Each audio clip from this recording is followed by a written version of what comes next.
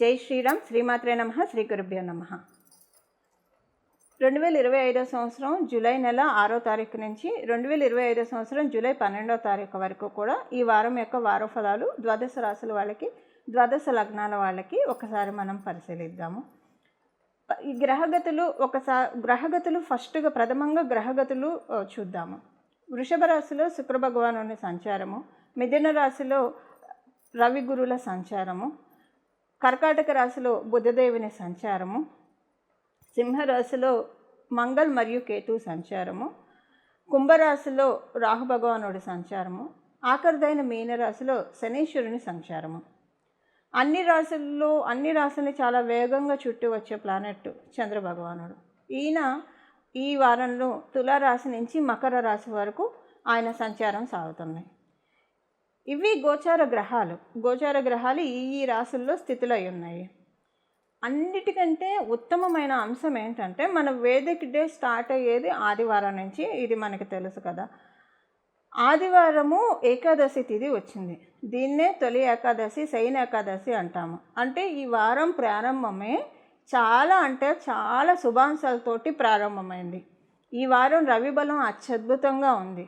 దానికి కారణం ఏంటంటే తొలి ఏకాదశి నుంచి మనకి ఈ వీక్ ప్రారంభం అవడము సూర్యనారాయణమూర్తి బలాన్ని ద్వాదశ రాశుల వారందరికీ కూడా చాలా చక్కగా సూచిస్తూ ఉంది. అందులో మనం గోచారంలో కూడా చూసుకుంటే సూర్యనారాయణమూర్తి దేవగురువర్యులైన బృహస్పతితోటి కలిసి మిథున రాశిలో సంచారం చేస్తూ ఉన్నారు. సో ఈ వారము ఇంకా తర్వాత ఉత్తరాయణ పుణ్యకాలము అయిపోయే సమయంలో కూడా ఉన్నాం. తర్వాత దక్షిణాయన పుణ్యకాలం ప్రారంభం అవుతుంది. ఇన్ని విశేషాంశాలు ఈ వారంలో మనకి సూచిస్తూ ఉన్నాయి. ఈ వారంలో మనము అంటే శుక్ర భగవానుడు కూడా చాలా ప్రశాంతంగా ఉన్నాడు. ఆయన స్వరాశి అయిన వృషభ రాశిలో ఆయన సంచారం చేస్తూ ఉన్నాడు. సో ఇన్ని శుభాంశాలతో కూడిన ఈ వారము ద్వాదశ రాశుల వాళ్ళకి ఎలాంటి ఫలితాన్ని ఇస్తుంది, ఈ విషయం ఇప్పుడు మనం పరిశీలిద్దాం.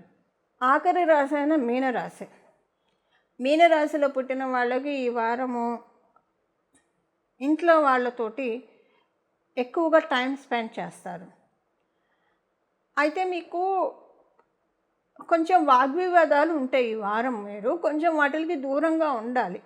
వాగ్వివాదాలు అంటే మీరేదో వాగ్వివాదాలు చేస్తారని కాదు.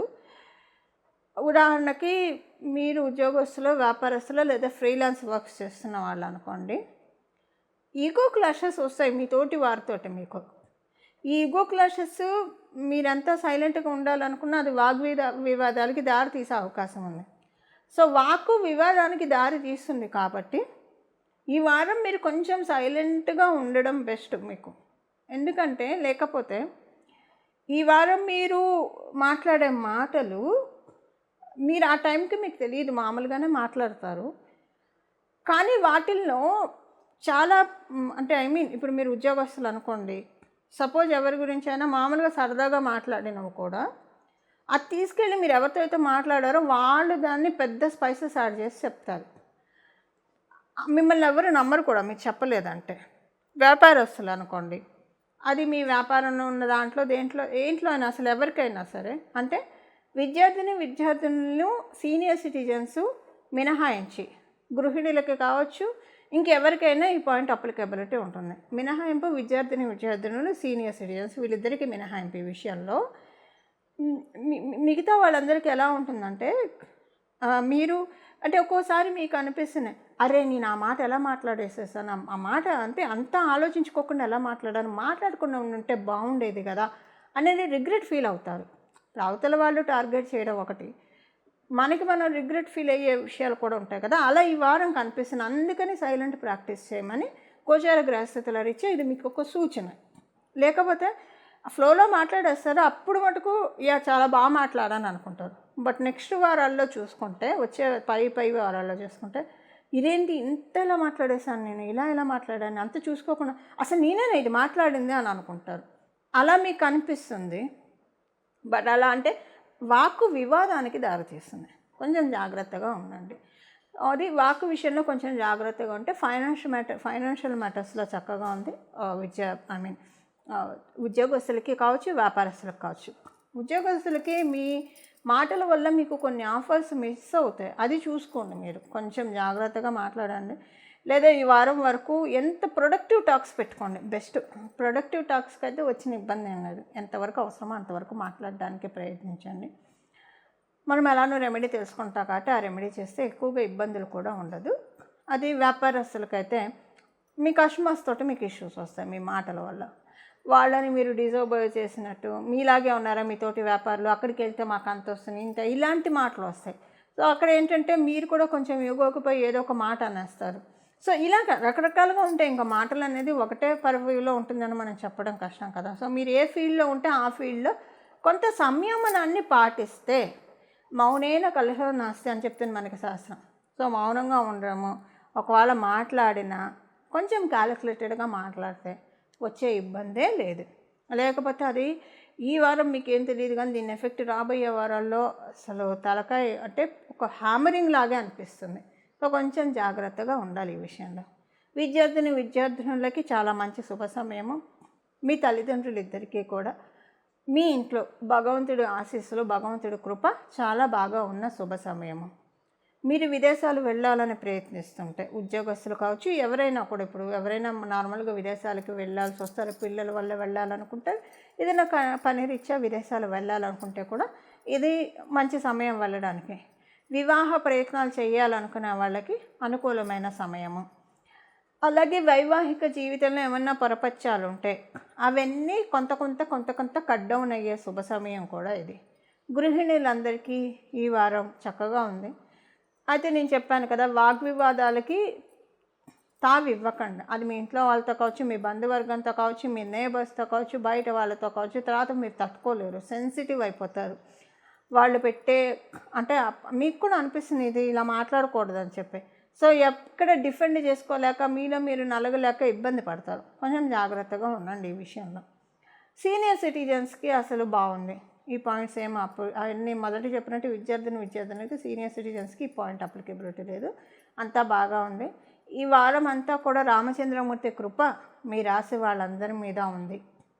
ఎక్కువగా శ్రీరామ రామ రామ, శ్రీరామ రామ రామ, శ్రీరామ రామ రామ అనుకుంటూ ఉండండి. అన్నీ అంటే అసలు పెద్ద ఆపదలు అంటే ఏం లేవు. చాలా బాగుంది ఈ వారము అందరికీ కూడా.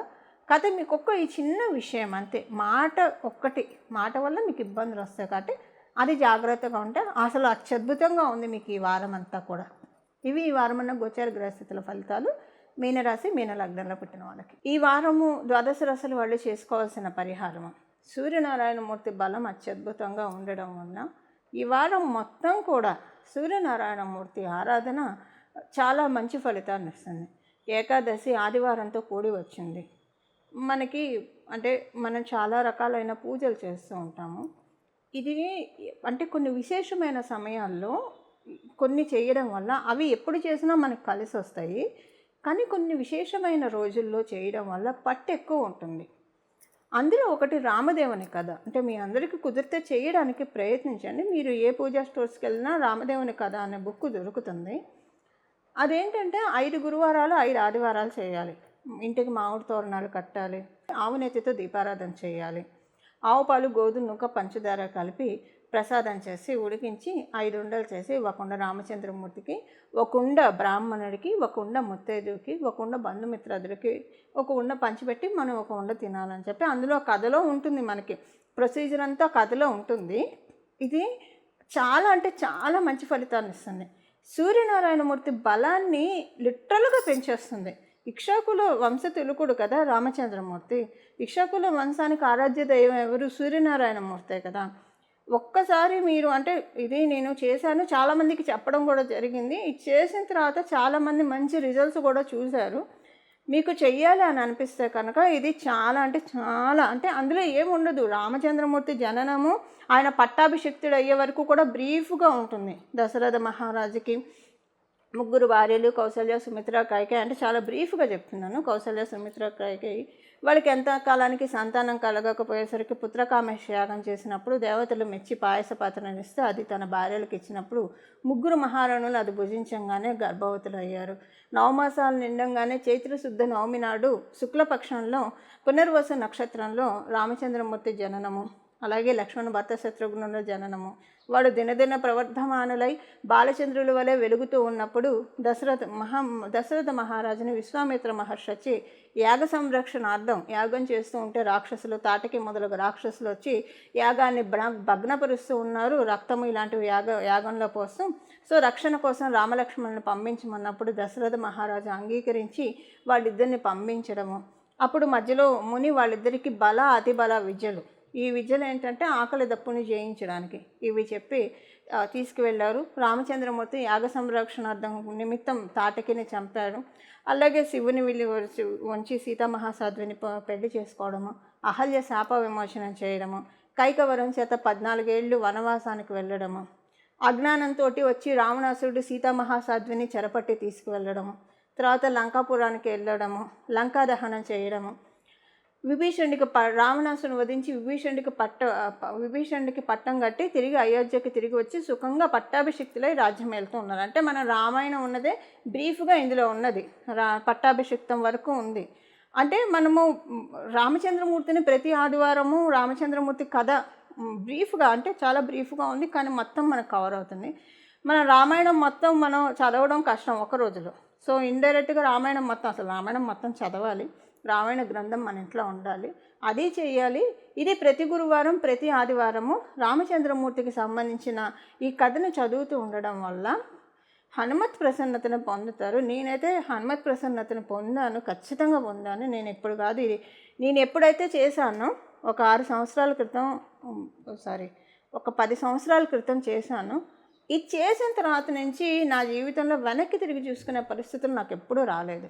నేను ప్రతి గురువారం ప్రతి ఆదివారం అంటే నేను ఆ కథ చదువుకుని అక్షంతలు అయితే వేసుకుంటాను, ఎందుకంటే నాకు అంత సెంటిమెంట్ ఆ కథ. చాలామందికి చెప్పాను, అందరికీ మంచి జరిగింది. ఇప్పుడు ఇదంతా ఎందుకు చెప్తున్నానంటే ఈ వారము చాలా బాగుంది.